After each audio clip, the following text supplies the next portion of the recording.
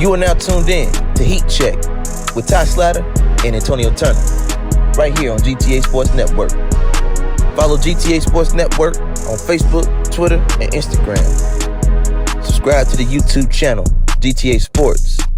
And don't forget GTASportsNet.com for all things in the world of sports. Hello, everyone. This is Slatter. Antonio Turner.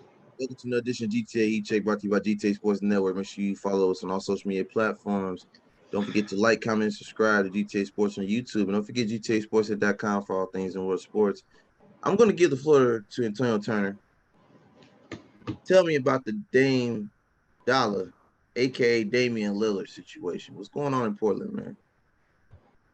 Your guess is as good as mine.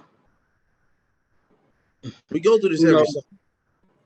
Yeah, I know. Especially the last 2 years since they haven't made the playoffs.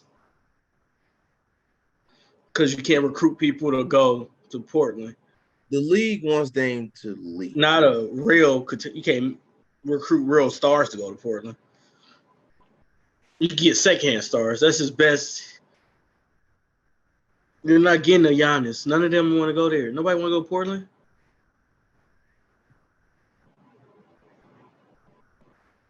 You're not getting a Jimmy Butler to go there. None of that's going to work.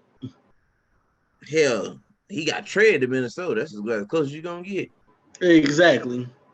And you see how long that lasted? One season in a practice. Exactly. And he was hurt. This is true. And carrying him. They second-tier stars, yeah. Yeah, top tier is not going to Rip City. His best bet is he going to get some starters or some six-mans and turn into starters. Josh Hart's. Yeah, stuff like that. Things like that. Yeah, stuff, people like that, exactly. Jeremy Grant. Yeah, I like Jeremy Grant, but he's a piece. He's not the piece. Yeah, exactly. You know what I'm saying? No, I feel it. He averaged 20 and 12. He's a 20 and 12 guy. Exactly. He's everything you want Yusuf Nurkic to be, with minus the injuries. Right. But he played three. He plays exactly. He plays three. So 3/4, whatever. Whatever. You know, depending on the lineup, he could be a small or a power forward. The reports came out. Him and GM Jim Cronin had a meeting. They're going to try to do everything they can to make it a winning situation in Portland. They're going to try to keep Dame. All the trade talks got nixed at draft day. No veterans got traded for the number 3 pick. Scoot Henderson is a Portland Trailblazer as we speak. The future of the team. Definitely the future of the team, along with Shaden Sharp and Benny Simons if he stays and don't get traded, but he probably will. Right. Because his window in Portland is closing by the day.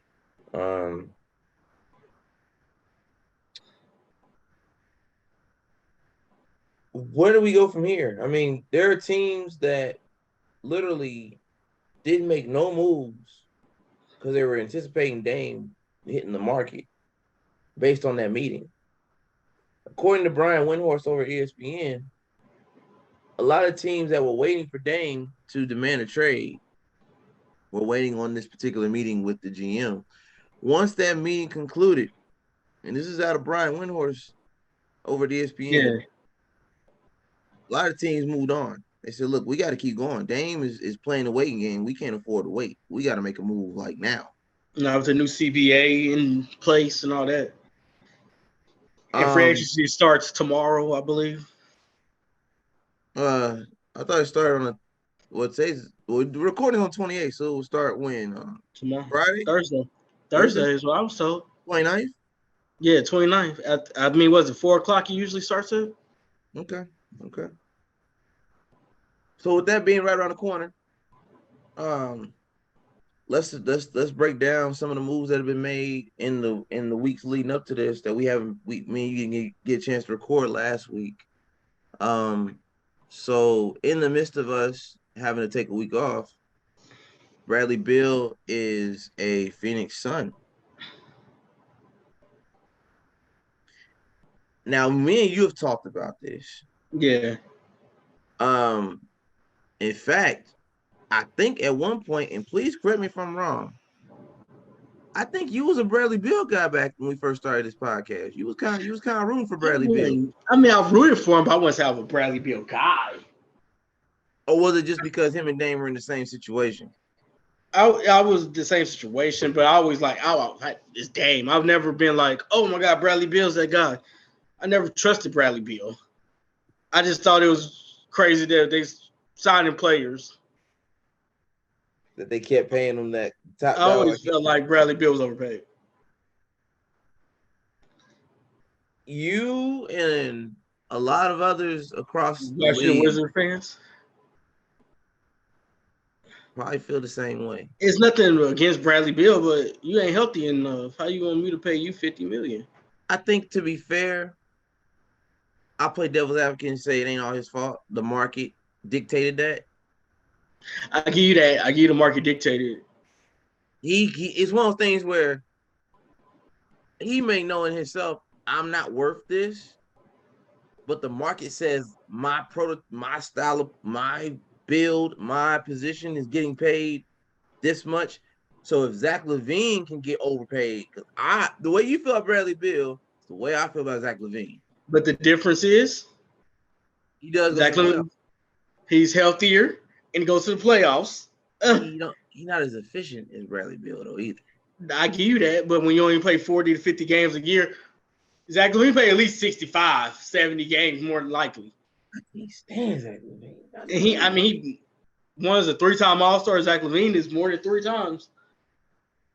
See, now we get into the I'm just saying, for me to want to pay a player, they both play the same position, so the market went up, the value went up.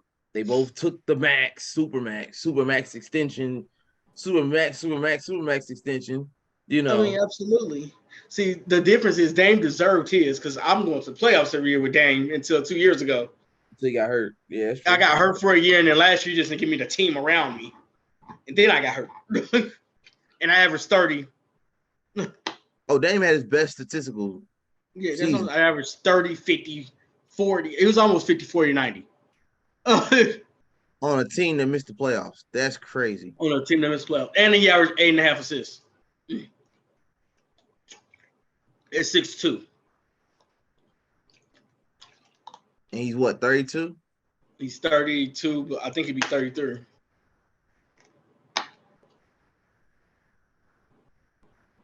I'm going to go ahead and break it down for you because I was supposed to drop. See, this is how I know last week was crazy. I had made an ISO mode about the Bradley Beal situation. I'm going to go look at it again. I may have to redo it. But I didn't even put it out. But I made one when it happened. I don't like it because that's not really what Phoenix needed.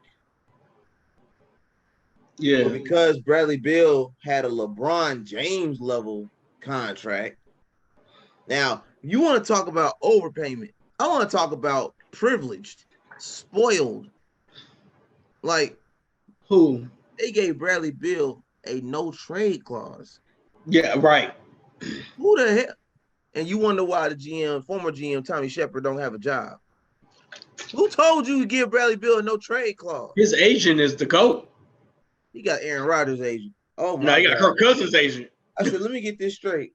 You hear me? Yeah. He got Kirk. Yeah. He got one of them. Yeah. Kirk's agent is way better. Very low productivity. Man. With great money. So you get hurt every year before the playoffs. Because the last time Wizards went to the playoffs, Russ carried you to the playoffs. This was his most healthy season in 4 years. He still got hurt. And he missed 30 games. He played 50 games. He still missed 32 games. And he only played right at 50. You have a no trade clause. You were the only active player with a no trade clause. In the crazy, not just no trade clause. He got the pick. Well, that's what no trade clause is. No. He got to pick the players. What do you mean? Like, if you trade me, you got to trade me for bum. Oh, I'm going to play with the stars. That's not part of the no trade clause? No. The no trade clause is you could pick where you want to go, not the players you get traded for. So let me tell you. LeBron never had he had no trade clause. He never had. I ain't never heard of that. I ain't never heard of that. That's unheard of. Mhm.